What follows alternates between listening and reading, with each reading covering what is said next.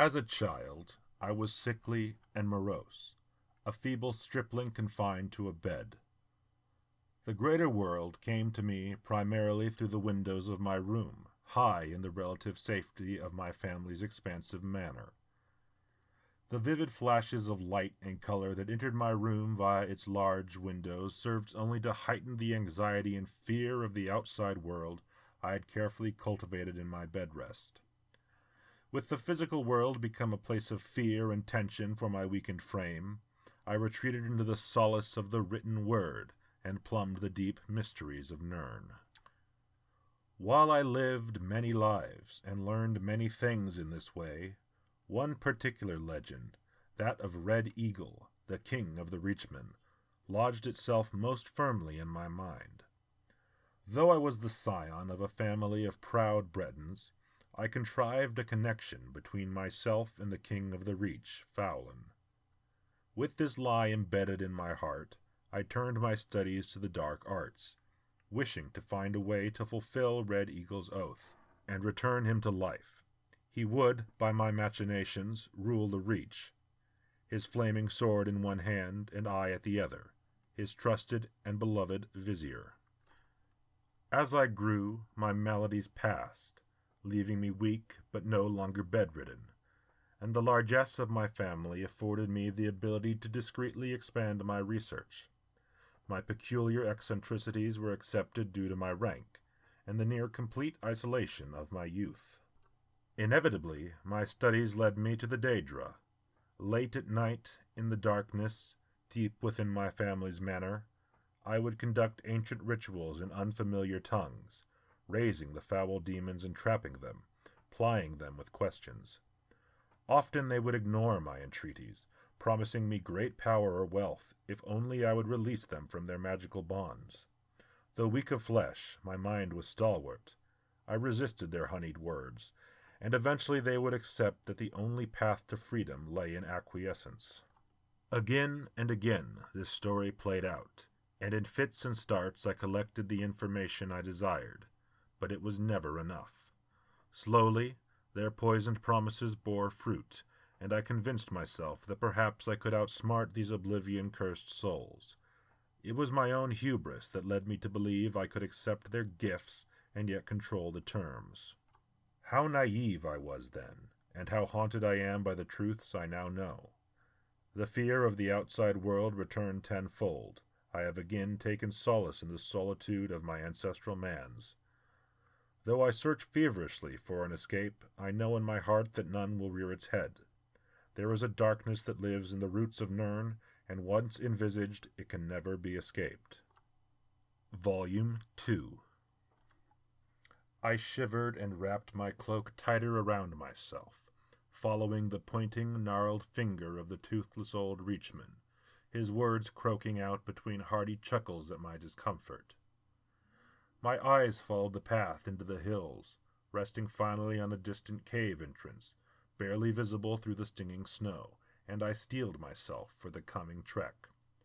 Though my physical and mental reserves were nearly spent, I knew that my ambitions were closer than ever to being fulfilled, and despite the lateness of the day and the biting cold, I resolved to reach Red Eagle's tomb on that very night.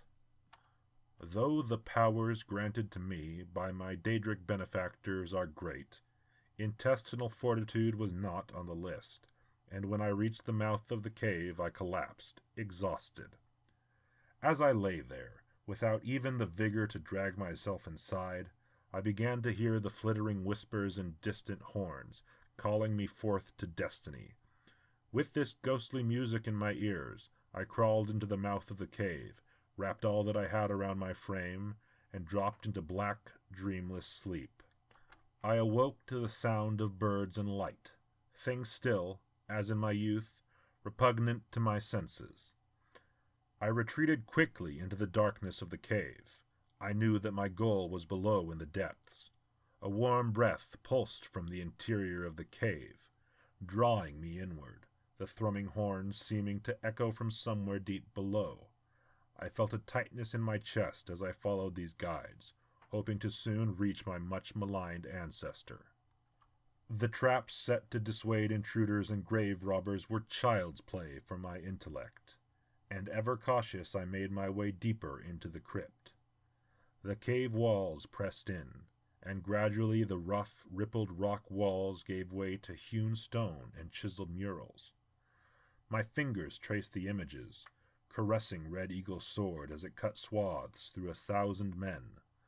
The whispering voices and alien horns grew louder, increasing the pressure in my head. My senses lulled, but my mind alert. I knew that soon, after years of research, my ascension was at hand. I turned one last corner and found myself in Red Eagle's tomb. Simple and unadorned, a sarcophagus sat on a dais in the center of the chamber. Lying near it on a pedestal was Red Eagle's bane, his magnificent blade. In a burst I ran to it, and hovered over it. My breath was heavy and quick, the voices and music silenced, replaced by an all-encompassing, heavy, ragged, expectant breath. My hand hovered above the hilt, my fingers grasping and flexing, fear mingling with excitement. Carefully I reached down and grasped the blade, lifting it up before me and staring, transfixed by the sight. What came next, my mind almost completely refuses to recall, as memories of such horror must be locked away, lest the brain that contains them be driven mad. Volume 3. Red Eagle's voice, like velvet, pulled me toward the sarcophagus. He urged me to place the blade in the sarcophagus alongside his body. Like my Daedric benefactors, he whispered of power beyond belief, and filled my head with images of us ruling together as I had always imagined. The room continued to press inward, and I felt cushioned and buoyed along as I laid the blade carefully on the ground and grunted through the effort of removing the lid of Red Eagle's tomb. I gazed down at the skeletal remains. The dank smell of the tomb wafting up to my nostrils was intoxicating. Here was the moment I had long dreamt of, and the voice of Red Eagle gently urging me on, which all came crashing down the moment I laid the blade in his grave. My head was immediately racked with a blinding pain, and I fell to the ground, my vision filled with a pulsing red light. I could hear, somewhere in the distance, the creaking skeleton of Red Eagle climbing from the grave.